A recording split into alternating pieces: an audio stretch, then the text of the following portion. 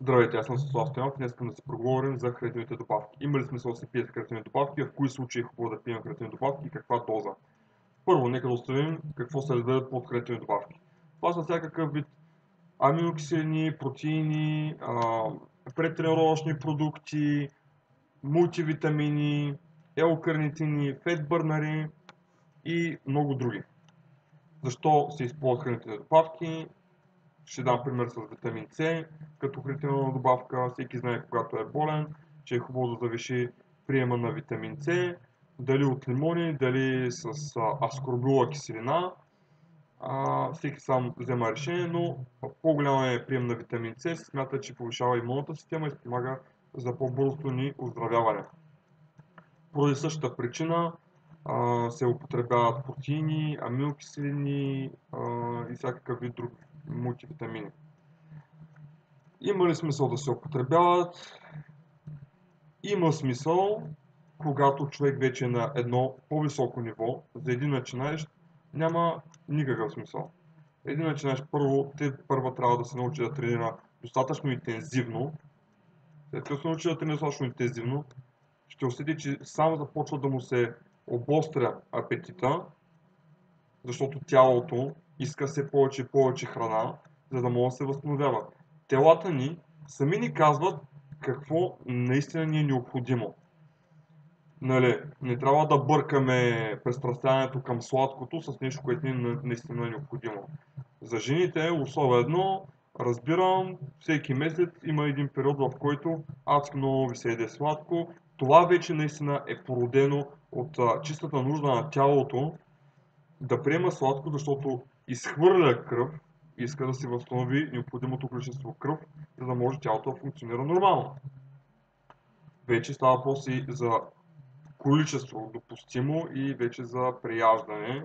Нали, при липсата на воля, всеки може да седне и да изяде едно бурканче на тела, като примерно може да се размине само с една чайна лъжичка. Така че тук вече за волята. Да се върнем пак към хранителните добавки. Аз препоръчвам да се консумират протеини и аминокиселини, само добавки, които спомагат за възстановяване на тялото, а никакъв вид телкаретини и фетбърнери, защото те реално погледнато не вършат никаква работа. И да вършат, ефектът от тях е нищожно малък и ако някой си мисли, че ще пие по една бутилка елкарентин на ден и ще продължава да яде пица и нутела и ще отслабва, много се лъжете. С хубава балансирана диета, не става въпрос за гладуване и достатъчно интензивна тренировка, човек може да яде достатъчно много калории, да се чувства сит през цялото време, през целия ден и в същото време да сваля килограми. Особено пък, ако няма човек не се готви за състезание, за фотосесия, да се изпада в някакви крайности, много ниско въглехидратни диети, много ниско калорийни, е напълно безсмислено.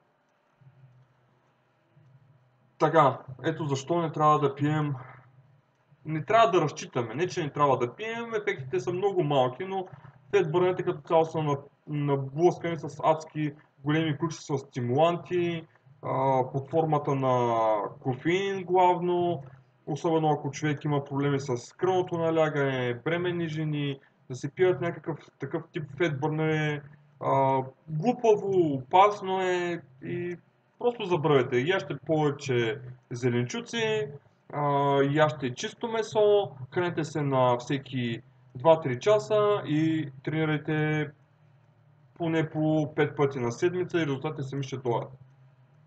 Също така, ако разчитате на 2 часа бягане или какъвто и да е вид кардио на ден, също няма да стане. С толкова много кардио, това, което правите, е горите повече мускули, отколкото мазнини.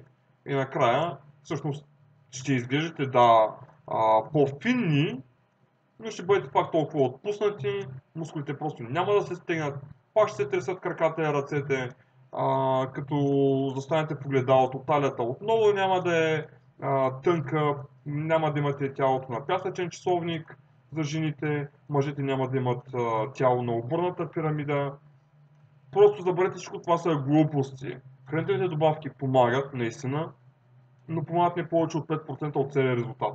80% от резултата Това е правилното хранене и правилното възстановяване. Тоест сън, количество стрес.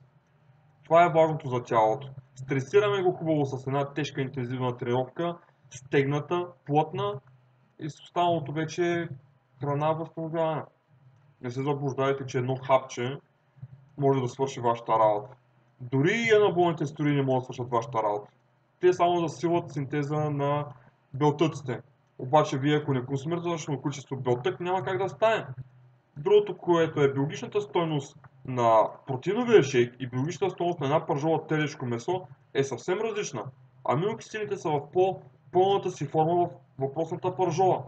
Така че старайте се като цяло първо да се направите достатъчно добро качество и количество храна.